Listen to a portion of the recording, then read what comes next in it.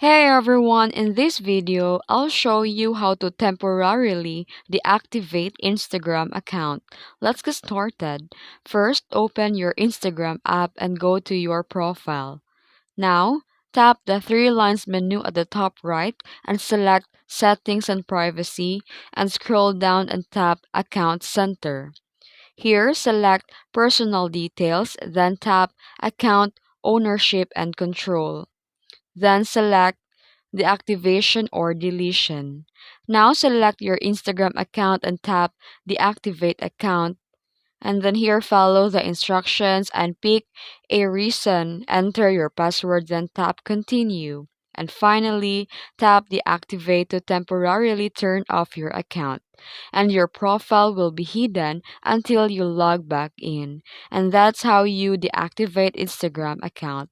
If this video helped you, don't forget to like and subscribe for more tutorials. Thanks for watching.